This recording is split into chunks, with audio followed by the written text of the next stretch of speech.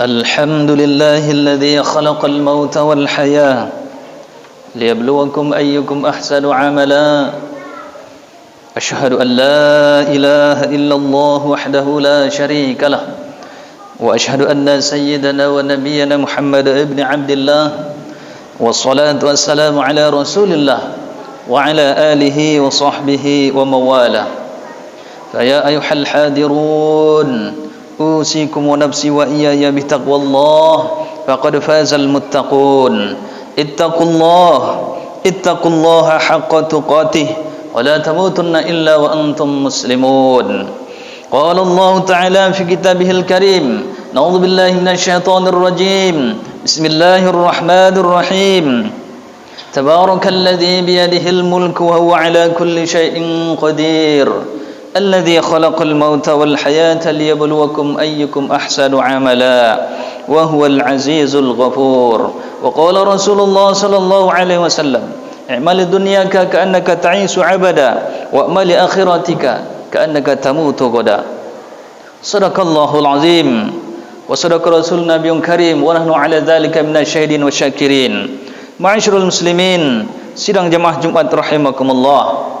Langkah yang pertama puji syukur alhamdulillah kita persembahkan kepada Allah Subhanahu wa taala di mana nikmat Allah selalu tercurah kepada kita semua. Semoga dengan memperbanyak syukur Allah tambahkan nikmatnya kepada kita semua. Dan kemudian langkah yang kedua, salawat beriring salam kita hadiahkan buat junjungan alam pada baginda Rasulullah sallallahu alaihi wasallam dengan mengucapkan Allahumma shalli wa sallim ala sayyidina Muhammad wa ala ali sayyidina Muhammad.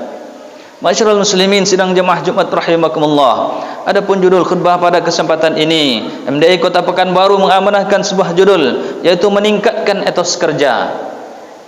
Masyarul muslimin rahimakumullah. Dalam hal ini khatib mengulang kembali, marilah kita tingkatkan iman, ketakwaan kita kepada Allah Subhanahu wa taala karena ketakwaan adalah modal yang terbaik.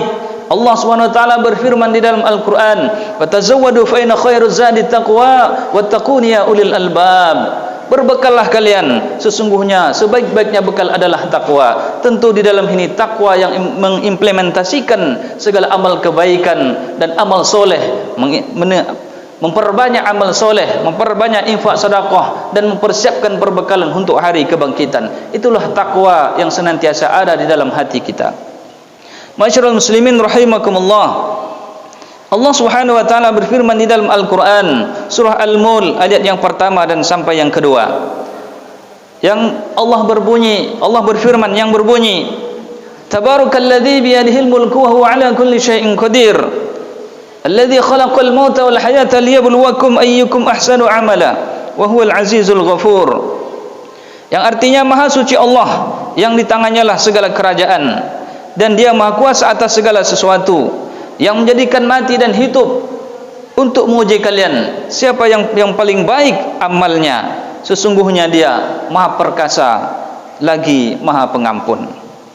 Masyarul muslimin rahimakumullah. Etos kerja yang bermakna adalah semangat dalam bekerja. Maka di dalam hal ini Islam mengajarkan kerja adalah merupakan ibadah bagi kita. Jadi yang pertama kerja untuk Allah, yang kedua kerja untuk kepentingan kita. Jadi kerja untuk Allah ini wa ma umiru illa liya'budullaha mukhlishina lahuddin hunafa wa yuqimus salata wa yu'tuz zakata wa dzalika dinul qayyimah. Kata Allah Subhanahu wa taala berfirman, sesungguhnya Allah tidak menyuruh kalian melainkan kalian untuk menjalankan agama dengan ikhlas, menjalankan agama dengan ikhlas. Kemudian Allah memerintahkan yaitu dengan perintah solat, wa yuqimus salata wa yu'tuz zakat, kemudian perintah zakat, wa dzalika dinul qayyimah. Yang demikian itu adalah agama yang benar, agama yang lurus. Jadi segala amal kebaikan yang telah kita lakukan, baik itu ibadah, amal yang berkaitan dengan Allah, baik itu amal yang berkaitan dengan berbuat baik dengan orang lain, itu semua didasarkan dengan ikhlas karena itu adalah perintah Allah. Jadi yang pertama perintah agama yaitu melakukan amal soleh itu dengan ikhlas. Bekerja itu dengan ikhlas. Bekerja kepada Allah, kita beribadah, solat, puasa, zakat, haji, sedekah, dan amal yang lainnya. Itu adalah merupakan kerja kita untuk Allah, tetapi kembali untuk kita sendiri. Kita beribadah, kita bekerja, nanti di akhirat Allah akan balas berapa banyak amal soleh yang telah engkau lakukan. Sudah berapa banyak sedekah yang engkau sedekahkan.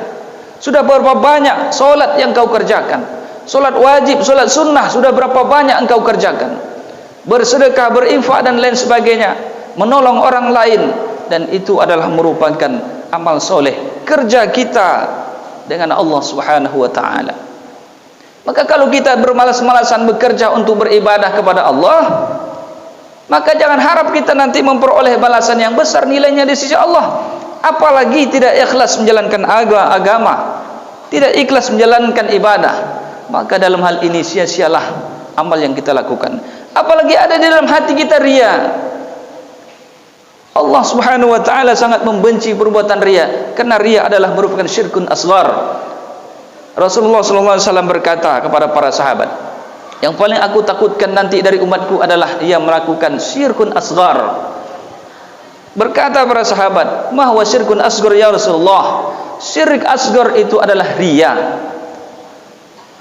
Maka ketika kita melakukan perbuatan riya, faja'alnahu haba'an mansyura, maka amal perbuatan riya itu akan Allah taburkan, Allah buang seperti debu yang berterbangan. Di amal yang kita lakukan tanpa ikhlas dalam menjalankannya, maka akan Allah taburkan, Allah buang seperti debu yang berterbangan. Ma'asyiral muslimin rahimakumullah. Ini yang pertama, kerja kita kepada Allah, yaitu beribadah dengan menjalankan dengan ikhlas. Yang kedua, ibadah kita berkaitan dengan keperluan dan kepentingan kita. Memberikan nafkah sadang pangan kepada anak dan istri kita, itu adalah merupakan kerja. Maka sudut pandang Islam melihat bahwa segala pekerjaan yang dilakukan oleh kita umat Islam adalah merupakan ibadah. Apapun yang kita lakukan adalah ibadah. Maka di dalam hal ini sudah selayaknya kita ketika bekerja awali dengan bismillah, menjadi ibadah. Makan dengan bismillah, minum dengan bismillah, duduk dan menggunakan tangan kanan. Bekerja yang lainnya juga dengan niat ikhlas karena Allah. Bekerja yang lainnya juga diawali dengan bismillah. Apapun yang kita kerjakan, ketika kita bekerja untuk mencari nafkah anak, sandang pangan dan lain sebagainya, maka itu menjadi ibadah, menjadi amal soleh. Bahkan di dalam hadis yang lain, ketika kita keluar rumah untuk mencari nafkah anak istri kita, itu lebih baik daripada jihad di jalan Allah Subhanahu wa ta'ala. Jadi jangan kita anggap pekerjaan kita itu tidak ibadah, tidak besar pahalanya di sisi Allah Subhanahu wa ta'ala. Masyarul muslimin rahimakumullah. Kebalikan daripada itu, janganlah kita suka meminta-minta sementara fisik kita masih kuat. Kita masih bisa bekerja. Budayakanlah untuk bekerja selagi fisik kita masih kuat. Tidak menjadi pengemis, apalagi kita fisiknya masih sehat. Maka ketika kita suka meminta-minta padahal fisik kita masih kuat, dalam hadis Rasulullah SAW, nanti pada hari kiamat, nanti pada hari akhirat, orang yang suka meminta-minta dan ia padahal fisiknya kuat dan sehat, akan dibangkitkan wajah tanpa kulit, wajah tanpa daging. Ma'asyiral muslimin rahimakumullah. Maka di dalam hal ini Islam mengajarkan untuk senantiasa kerja dan kerja. Tidak ada yang diajarkan dalam Islam itu bermalas-malasan. Maka oleh karena itu, kerja adalah ibadah. Maka Rasulullah SAW juga menekankan, i'mali dunyaka ka'annaka ta'ishu abada, wa'mali akhiratika ka'annaka tamutu abada.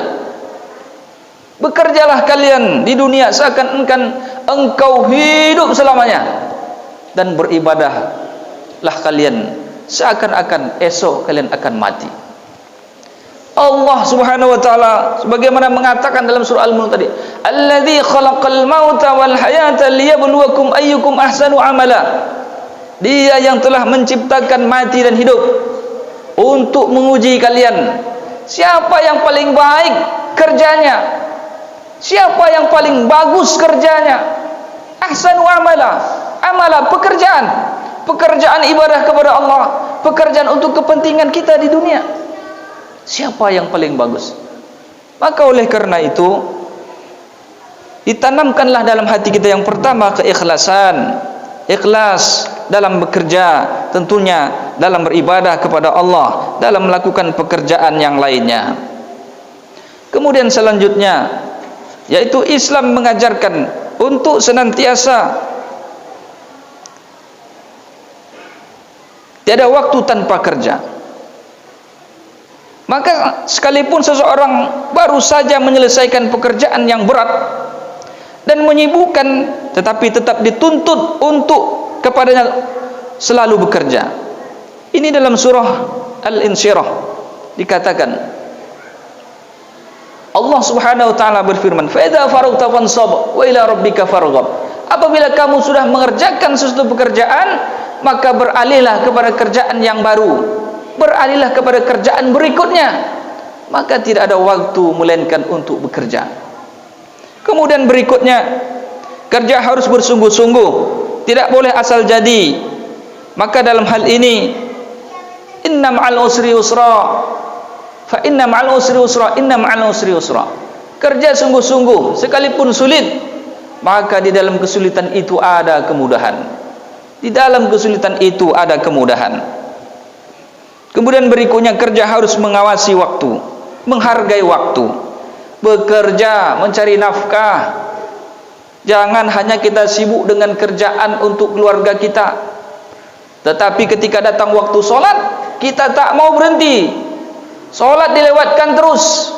Padahal kerja yang pertama kali adalah dituntut oleh Allah dengan panggilan azan, Allahu Akbar, Allahu Akbar.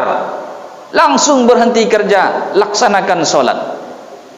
Hargai waktu solat yang telah ditentukan. Inna salata kanat 'alal mu'minina kitaban mawquta. Sesungguhnya solat itu sudah ditetapkan waktunya. Jangan diundur-undur, jangan dilewatkan walaupun sesibuk apapun. Kemudian berikutnya, bekerja yang melibatkan orang banyak, yaitu hendaknya dilakukan dengan kerjasama yang baik. Maka dalam hal ini Allah perintahkan kepada kita kerjasama, baik dalam perkantoran, dalam satu organisasi, dalam satu elemen-elemen tertentu. Maka di dalam hal ini kerjasama, al-jama'atur rahmah wal furqatu azab. Ketika kita kerjasama, itu akan menghasilkan kebaikan dan rahmat. Ketika kita hanya kerja sendiri, kesulitan, maka bercerai-berai. Dalam hal yang demikian, wal furqatu azab, akan memperoleh kesulitan bagi kita. Maka kerjasama dituntut untuk senantiasa di dalam hadis Rasulullah SAW.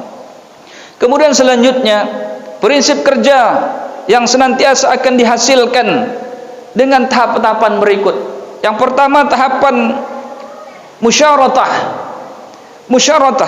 yaitu membuat syarat-syarat atau planning dalam pekerjaan. Planning.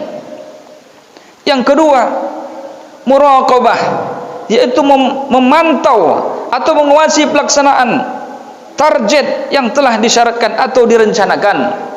Ada planning jangka panjang kita. Kalau untuk beribadah, tak ada waktunya sampai hari kiamat, sampai mati kita ibadah, tak ada berhenti kita. Kalau suatu pekerjaan elemen pemerintahan ataupun elemen suatu organisasi dan perusahaan, itu ada planning, ada perencanaan. Yang ketiga, muhasabah, yaitu mengevaluasi pelaksanaan dari planning yang telah ditetapkan. Evaluasi, muhasabah, evaluating dalam perusahaan-perusahaan. Yang keempat, muaqabah, yaitu memberikan sanksi terhadap kelalaian dari pelaksanaan tekad. Berikan sanksi kalau ada lalai. Kemudian selanjutnya, mujahadah, yaitu mengerahkan segenap kemampuan yang dimiliki untuk melakukan perbaikan terhadap kelalaian yang telah diberikan sanksi terhadap sanksi tersebut. Yang keenam, taubih wa mu'atabah, yaitu senantiasa melakukan kritik diri terhadap upaya yang telah dilakukan terhadap perbaikan pelaksanaan tekad. Maka ketika kita kerja memiliki prinsip hal yang demikian, insya Allah akan memperoleh hasil yang maksimal dan yang lebih baik. Fa'tabiru ya ulil absar la'allakum turhamun. Allahumma salli ala sayyidina Muhammad.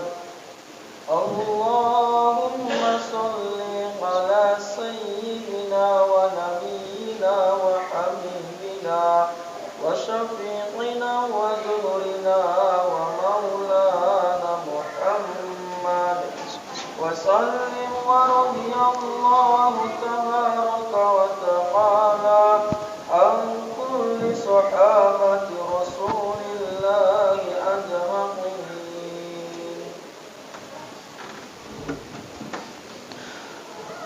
Innal hamdalillah nahmaduhu wa nasta'inuhu wa nastaghfiruh wa na'udzu billahi min shururi anfusina wa min sayyiati a'malina may yahdihillahu fala mudilla lahu wa may yudlilhu falan tajida lahu waliyyan mursyida.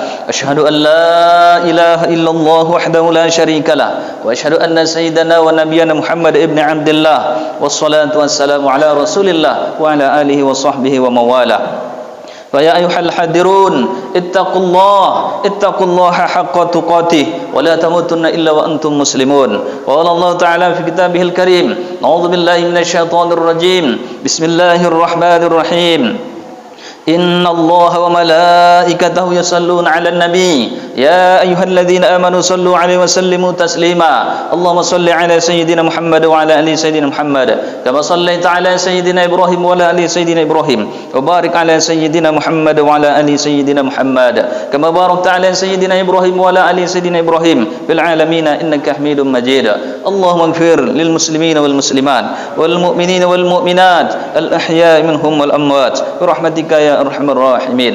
اللهم أرنا الحق حقا وارزقنا اتباعه وأرنا الباطل باطلا وارزقنا اجتنابه. اللهم إنا نسألك علما نافعا وعملا متقبلا ورزقا واسعا وحلالا طيبا. اللهم افتح لنا أبواب الخير وأبواب البركة وأبواب النعمة وأبواب الرزق وأبواب العلم وأبواب القوة وأبواب الصحة وأبواب السلامة وأبواب العافية وأبواب الجنة. اللهم إنا نسألك رضاك والجنة ونعوذ بك من سخطك والنار. ربنا آتنا في الدنيا حسنة وفي الآخرة حسنة وقنا عذاب النار والحمد لله رب العالمين. عباد الله إن الله يأمر بالعدل والإحسان وإيتاء ذي القربى وينهى عن الفحشاء والمنكر والبغي يعظكم لعلكم تذكرون واذكروا الله العظيم يذكركم واسألوه من فضله يؤتكم ويهدكم ولذكر الله أكبر.